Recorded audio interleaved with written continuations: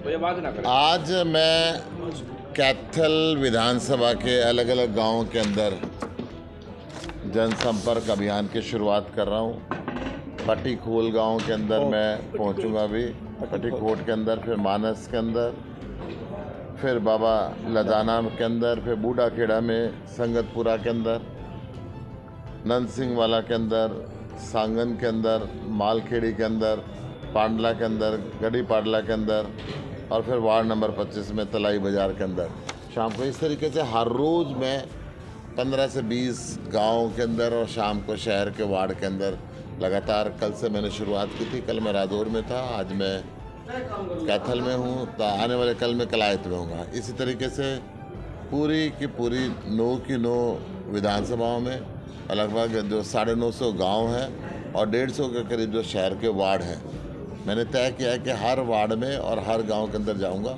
व्यक्तिगत रूप से सबसे प्रार्थना करूंगा और आज इंडिया गठबंधन को जिताने की मैं अपील करूंगा। आज पूरे हरियाणा के अंदर भ्रष्टाचार व्याप्त है। हर गली के अंदर एक पत्थर उखाड़ो तो भ्रष्टाचार की एक बड़ी कहानी हरियाणा के अंदर निकलती है। हरियाणा में घर घर के अंदर नशा फैल चुका है। नशे के लिए अलग अलग तरीके के संसाधनों का इस्तेमाल हरियाणा में हो रहा है। जिस प्रकार से पहले कभी उड़ता पंजाब होता था, अब उड़ता हरियाणा हो गया है। हरियाणा के अंदर कभी चिट्टे का नशा, स्मैक का नशा नाम भी नहीं लिया जाता था, आज हर घर के अंदर ये नशा पहुंच चुका है। और गांव में जब हम जाते हैं, एकांत की जगह में सिरिंज पड़ी हुई मिलती है, बच्चे इंजेक्शन लगा के आज नशा ले रहे हैं। बेरोजगारी में हरियाणा नंबर 1 है। बेरोजगारी की वजह से हर घर के अंदर युवक निराश बैठा हुआ है। 47 बार पेपर लीक हो चुके हैं इस बीजेपी की सरकार के राज के अंदर, और लोग अपनी ज़मीन बेच बेच के अब अवैध तरीके से विदेश जाने लगे हैं। गांव के गांव खाली हो गए हैं। बॉर्डर पे कई बार जो ज़मीन बेच के नौजवान गया, गोली से मारा गया, लाश वापस मंगाने के घर वालों के पास पैसे नहीं होते। अवैध तरीके से जो एजेंटों के माध्यम से बच्चे गए, हरियाणा सरकार ने भी कुछ बच्चों को, जब ये लड़ाई हो रही है यूक्रेन में और इजराइल के बीच में, यहाँ पे भेजे गए, युद्ध के क्षेत्र में उन बच्चों को झोंक दिया गया। 7 बच्चे कैथल से, 7 बच्चे करनाल से, जिनको फौज की ड्रेस पहना के वहाँ पे मरने के लिए गोली के सामने कर दिया गया। और कैथल जिले के एक बच्चे को गोली लगी भी है। वो बच्चे गुहार कर रहे हैं कि हमें वापस बुलाया जाए। किसानों को ये पिटवा रही है। मैं अभी अभी देख रहा था कि किसान संगठनों ने अपील की है कि भारतीय जनता पार्टी और जेजेपी के किसी भी कैंडिडेट को ना गांव में घुसने दिया जाए, ना उनको वोट दी जाए। आज गांव के लोग उनसे नफरत करने लगे हैं। जिस प्रकार से एमएसपी का वायदा करके प्रधानमंत्री जी मुकरे, 750 किसानों की शहादत के बाद जब 3 काले कानून वापस लिए, उस समय जो इन्होंने वायदा किया, आज वो वायदा याद नहीं है। अवैध तरीके से मंडियों को बंद करने का रास्ता निकाल रहे हैं। जो साइलो अडानी बंधुओं ने लगाए हैं, 150 एकड़ के अंदर और करनाल के अंदर बनने लग रहे हैं। ऐसी स्थिति के अंदर मंडियां बंद करने की ये जो इन्होंने आड़त घटा के, पूरी दुनिया के अंदर चीज़ें बढ़ती हैं, यहाँ घटाई गई।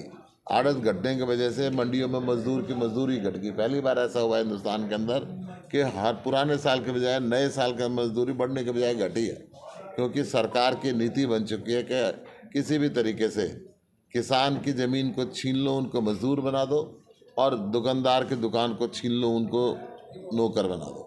ये स्थिति आज भारतीय जनता पार्टी पूरे प्रदेश में कर रही है।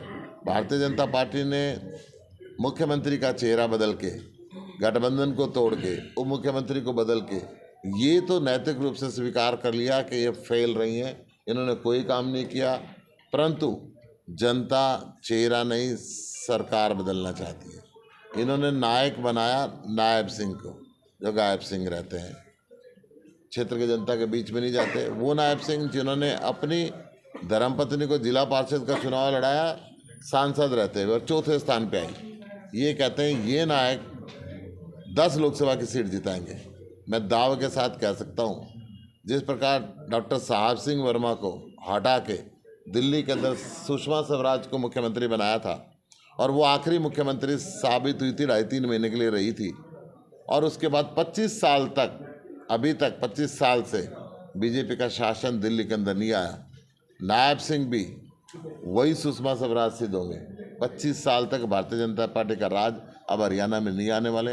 हरियाणा को उन्होंने तबाह कर दिया, हरियाणा को बेरोजगार कर दिया, हरियाणा में बिजली दे नहीं पा रहे हैं, स्कूलों को बंद करते जा रहे हैं, हॉस्पिटल है नहीं, एक लंबी फहरिस्त है, सुबह से शाम तक इनकी कमियां गिनाते रहें तो इतनी कमियां हैं कि हर वर्ग सरकार का नाखुश है। ऐसा कोई विभाग नहीं रहा जिसने आज तक हड़ताल न करी, परंतु इन्होंने सबको लठ मारा है।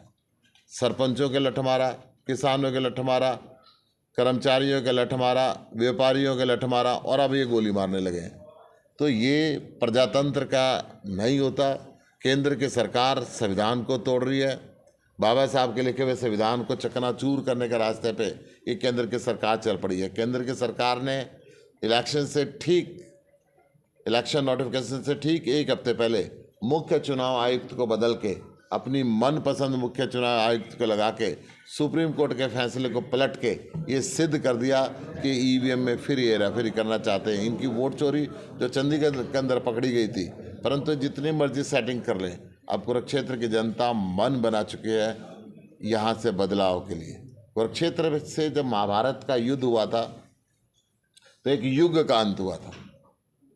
मुझे पूरा विश्वास है कुरुक्षेत्र से शुरुआत होगी, भारतीय जनता पार्टी के युग का समाप्ति होगी और इंडिया गठबंधन का युग आएगा।